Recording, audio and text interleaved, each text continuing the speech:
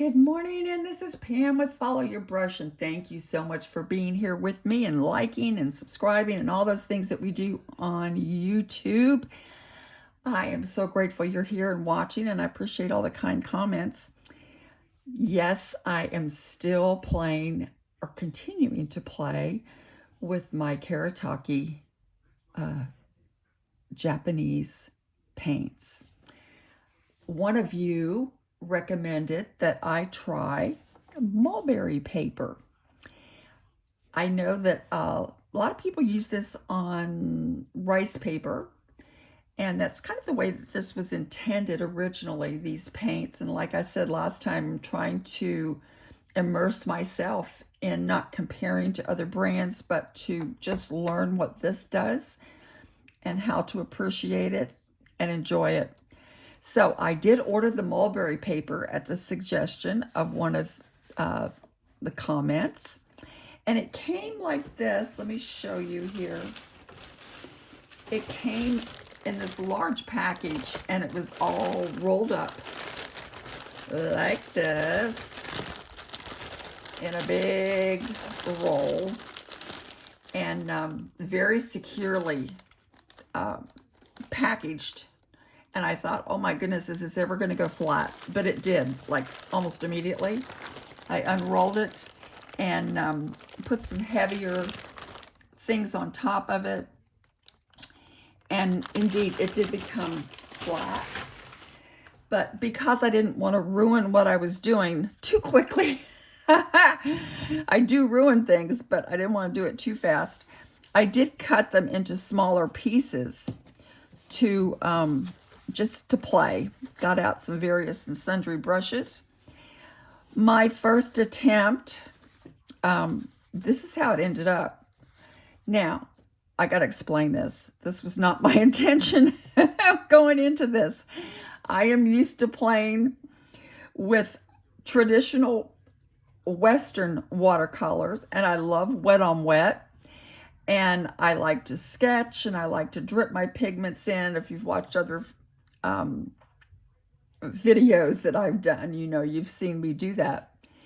I tried doing that with this, and this just kind of like went, and it sucked up all the water and paint and was like wet as a rag and just floppy. I mean, just floppy. It obviously goes through to the other side, which, ooh, that's actually kind of pretty. I like that side. That's interesting. I could paint on top of that as well. Ooh, I like that side. Anyway, back to this. I was doing a flower, trying to do a flower that I had taken a picture of from the yard. And I'll show you in a minute, but these paints on this particular paper, they don't blend like regular 100% cotton paper like we might use for watercolors. This is extremely absorbent, and when I put that paint down, when I put this pigment down on this paper, this is mulberry paper from the mulberry tree, beautifully textured. It's just like, that's where it's going to sit, and that's where it's going to stay. I tried blending. I just tried all kind of things, and we'll play some more today, and I'll show you. Let me put this one aside. Then I started to get more the hang of it, realizing that I needed less water. I didn't need to drown this poor thing with water. I needed less water and more pigment. At this point, I was not mixing in a mixing tray or anything of that nature. I was just using my calligraphy brushes, dipping into my paints, and then putting them where they might go. This obviously was drier. I was still adjusting to how much paint I should use and my touch with the brush, and it just all goes together. It's having fun. I like this one. Let's look on the other side, see what this one did. Oh, see, now I like that. I almost like the backs better than the fronts. I'm assuming that this textured portion is the front. if you were to have a front side A and a side B. But I like the way this bled through and dried. So I like that. Then as I realized I began to need a little bit more control, I changed brushes. I have a various assortment of brushes here. These are the calligraphy brushes that I bought when I bought the paints. This is called an itty bitty. This is from Tracy Levinson, and you know I love Tracy's brushes. And the handles are bamboo, and he makes each one by hand. So I switched over to the itty bitty because I realized I needed more pigment than I did water, and these hold a lot of water. And then I did this little butterfly, which actually came out kind of cute. I realized I can just kind of go over the surface of my paintings lightly, and let this soak in. And then I came back in with pigment and just kind of did more detailed lines. And I like that little butterfly. So let me show you what I'm talking about. First of all, I've got an assortment of brushes here. These are the calligraphy brushes I bought. And then this I actually bought years ago when I first got that Spirit of the Brush, when I first got that book. And I was trying to learn what to do. And I can understand how it would take you months and months of practicing to do the bamboo and learn the proper strokes, because this is just, it's just different. Let me put it that way. It's different. I learned the other day by watching someone else on YouTube that when you wet your brush, if it puffs out like this, when it's in the water and wet, that means it's natural hair. Synthetics, fibers won't do that. So now I have a really nice, nicely soaked, wet brush. And let's go into this. Now I'm not going to put this on the paper first, as I am often do when I paint with my other paints, because I love wet on wet. But I discovered quickly, as you can see from that wet page, that this is not actually how it likes to be done. I'm going to go in with one of my gorgeous colors here. I'm loving these colors. I really like this turquoise blue. As you can see, they wet like almost immediately. They re-wet and activate. And I think one of the secrets of this is to really, really load up my brush, because once I put this on the paper, it's where it's going to stay. And so I want to get a nice load on this. If I don't have enough, then I'm going to be disappointed, and I'm going to be trying to go back in, and I'm not going to be happy. That's one thing I've discovered.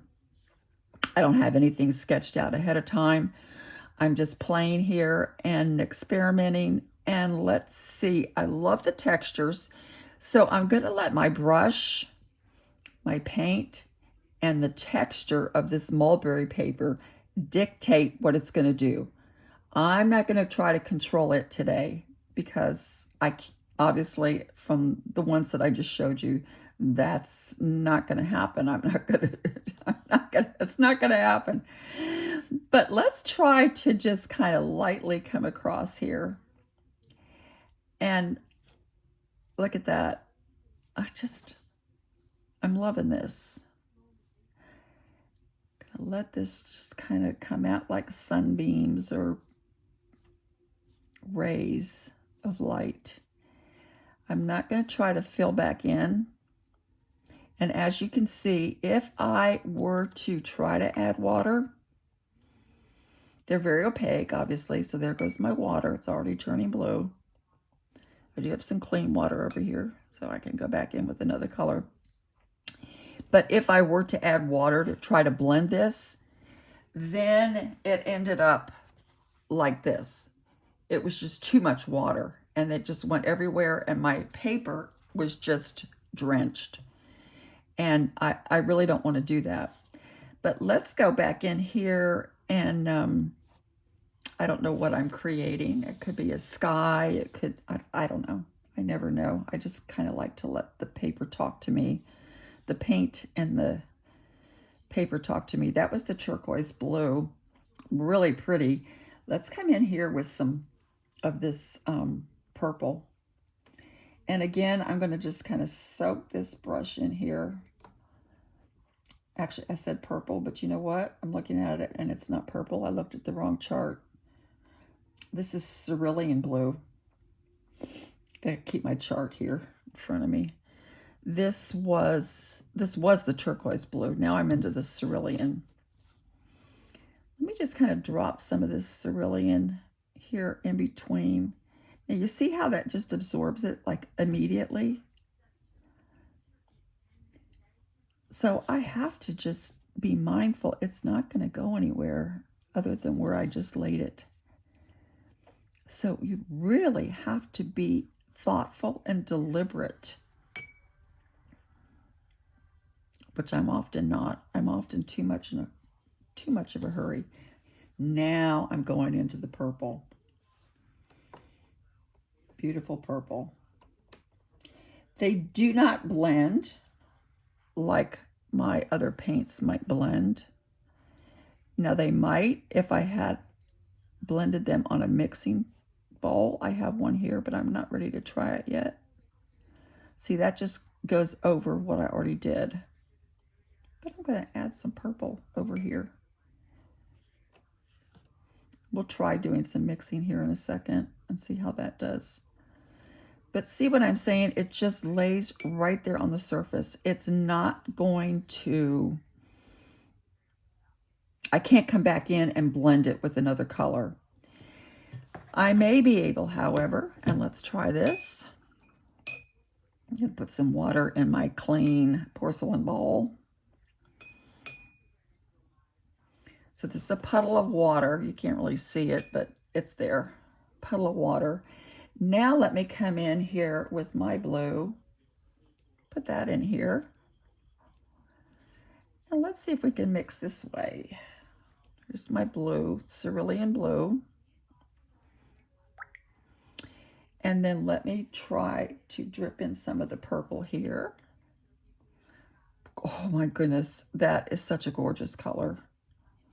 Really, really nice. Really nice. Well, this is very, very wet, but let's see what we can do. I'm going to, and that's from what I've read and seen with the inks and calligraphy brushes, they do mix like this. They put the water in and then come in. Now this is very intense. This is very pale, but let's see what we can get. Just kind of come down here. You see how it doesn't blend once it's on this paper? So you have to be mindful of what you're going to do because that's what you're going to get. And now this is going to dry. And like I showed you with the others, it just dried all the way through. It went through the paper. See that? And it's just very wet. So I want to try to keep this in my thinking. I would like to try to just be a little more mindful of the strokes that I'm making. I did that with the brush from Tracy that I just showed you a second ago, but I have some other brushes here that I wanted to play with. I got these a few years ago. These are 100% squirrel. I'm going to let my leather experiment dry here for a second. These are 100% squirrel, and again, you can see them fluffing up in the water. I love this brush. I nicknamed it Slappy because I never know what Slappy's gonna do, and I thought, oh my goodness, Slappy's gonna love playing with these paints. So I got him out. And we're going to play with Slappy here for a minute. And let's go into, I want some bright colors. It's Christmas. It's that time of year. It's just, let's have some nice bright colors. And this time I'm going to try to be more deliberate. Maybe a little berry. And I'll put my leaves in a minute.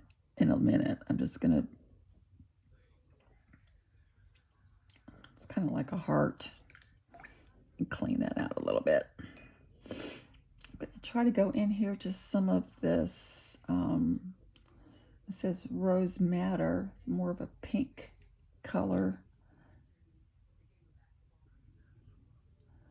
Let's see, there's more water on that. So it's really soaking in.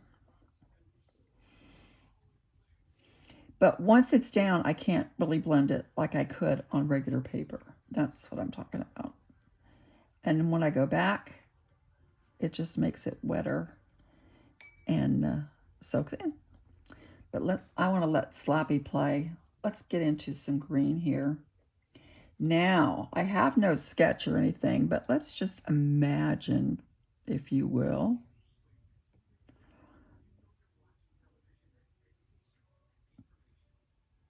I'm trying to think.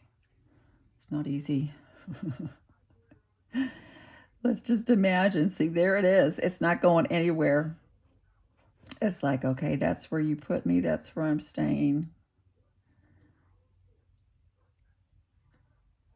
I was trying to think about possibly creating some type of a holly leaf.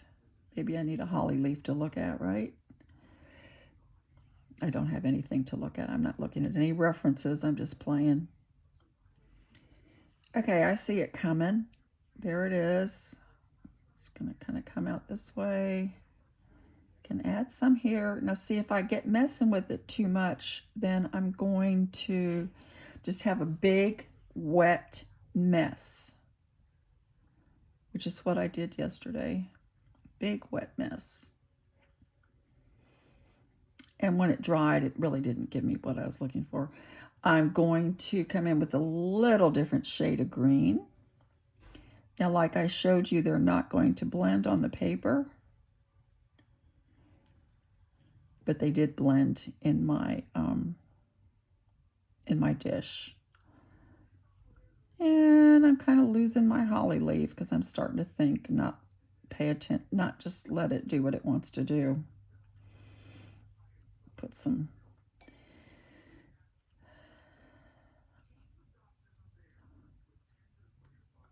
see, you have to just, you can't, just have to kind of dip back in there.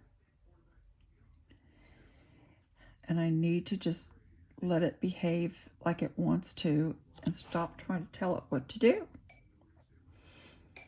But I do like this squirrel brush with it. I'm going to come in here a little darker and let's attempt a stem. Oh, that's kind of a turquoisey color. I didn't really want that, but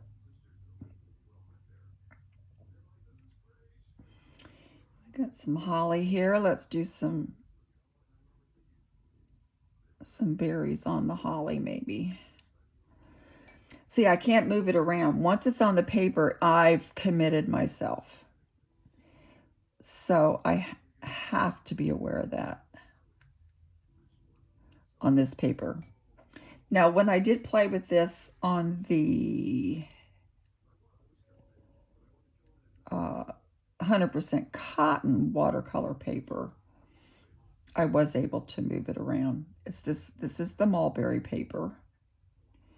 See, the more I do and the more I'm letting it kind of do what it wants to do, I'm doing better.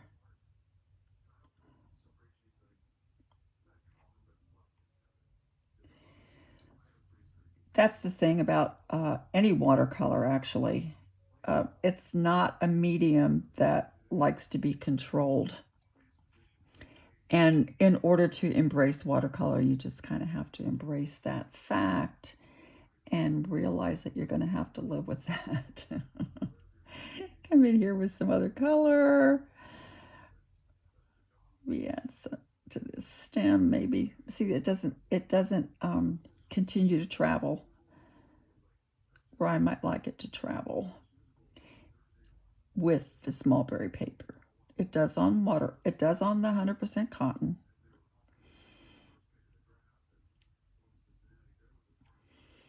But I do like this. I really had fun playing with this yesterday, and I thank the viewer that suggested I go ahead and try this mulberry paper, because if you're embracing the paint, embrace the way that it was meant to be used as well. So that's what I'm trying to do here, successfully or unsuccessfully. It's what I do. I'm going to drop just a little, oops, see, there we go. Just drop some water.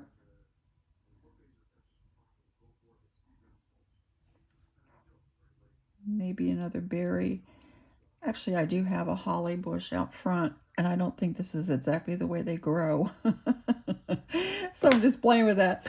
But this is the mulberry paper. One more thing I want to show you, though, and I haven't tried this yet. I'm going to put this aside and let it dry and see what it does. This is the one I did a second ago. It's still wet and absorbing. It's kind of pretty. Maybe I can come in later and do something with that. This book, I actually did a video on this book some time ago when I got it. It's called The Large Cotton Book, and this is handmade paper, but it is 100% cotton rag. But it has a very uneven, and it's a Christmas tree I did recently, and absorbent texture to it as well. And that's what it made me think of when I opened up this mulberry paper. So I thought I wanted to try to kind of play with this as well and see how it will do on this. Now, like I say, this is cotton paper. This is not the mulberry paper. I probably need to put something to hold this open. Let me try that, just for the sake of what we're doing right at the moment. I've got my large calligraphy brush. I'm going to just wet this, see what this color is here. Not even really sure what it is because I turned my chart sideways. But let's just go in, and got a little loose hair on this, which sometimes natural hair brushes will do.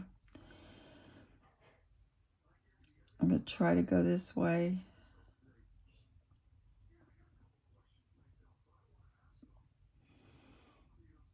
Interesting. It reacts a little differently than the mulberry paper. Let me try to duplicate that same thing with the mulberry paper and see what the results are like. Yeah, you see how that's the mulberry paper really absorbs quickly. It's a different absorption. Hopefully you can see that. Let me zoom in so you can see that better. Let's do it. Let's do another one. This also gets quite wet and almost like a t-shirt when it's super wet. This has a little different texture, doesn't it? Let's try another color, but let's go with a bright color that we can see. I like this cadmium yellow that they have. I'm going to go first to my cotton rag. And I don't think I had enough on my brush.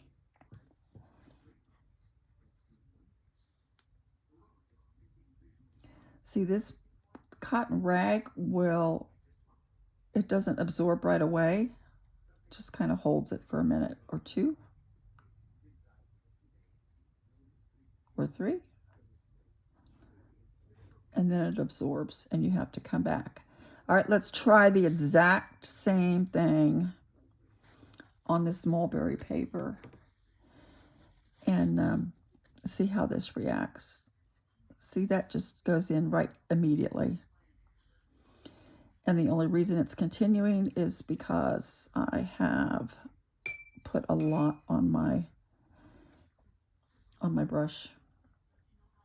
I don't know why I always go so far to the top. I don't need to do that. I'm liking this though, so I'm gonna do some more.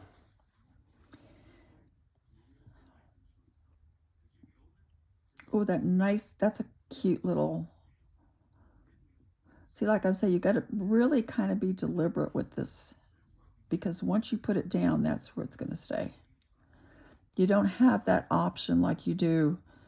And see, this hasn't even really absorbed into this paper yet. This is cotton rag. This is mulberry paper from the tree. You try this pretty green. Now see, when I go back in though and keep adding to the mulberry paper, it just continues to wet the paper until it becomes very delicate and wet. So I do need to be aware of that. A lot of painting is, especially with watercolor, and I guess other mediums as well. Right now I mostly do watercolor, is becoming aware of what you're working with and how it works. By that I mean kind of like learning to understand what it wants to do and then cooperating with it rather than expecting it to cooperate with you. I hope that makes sense. I like the way this goes against the textures and just leaves these beautiful marks. I like that. I really like the way it does that. Let me do that again on my cotton paper. And as you can see, this hasn't even absorbed yet. But it will kind of give you that same effect in that it sits on top of the paper. This is the cotton rag. Now see, this one I can blend. See that? I can blend back in with the other colors and get that other pigment to move. And we can blend these colors. We got a green and the yellow, and now we have a green. So that does happen in the cotton rag, but it will not happen with this. This just makes it wetter and wetter. So I think with my mulberry paper, I need to just be patient for one thing, which I'm not very. Let it dry, do what it wants to do. Also have a very light touch. Be deliberate in my strokes and my paint when I put it down. When I go to paint. Now it's blending a little bit there, but I think mostly it's going to make it wet, because this is becoming very wet. This is still not even dry. So with the cotton rag, you have to just give it time. So that's all I'm going to share at the moment, but thank you. I will tag you, comment. I'm sorry, I didn't zoom back out. I will tag the person in my comments in my description who recommended this mulberry paper to me, and I thank you, thank you, thank you. I'm enjoying my Kuretake. If you are using it, I hope you are enjoying it and making beautiful pictures. I did not compare this to the regular watercolor paper. I think I did that the other day, so I'm not going to do that. It's not really a comparison as such. Like I said the other day, I'm just trying to learn how to use what I have. I do like this, and I think with more deliberate little strokes and not getting so carried away with the water, I can do more like this little butterfly. And my granddaughter is 11 and she loves butterflies, and I'm thinking I might do more for her for Christmas, and try to think and be deliberate with what I'm doing and do more like this. Thank all of you who have liked and subscribed. I appreciate it. I'm not making any money off of this. As you know, I'm just in this for fun and sharing what I discover as I discover it. See how this is drawing? All kind of blends together. And thanks again, and have a wonderful day. Bye.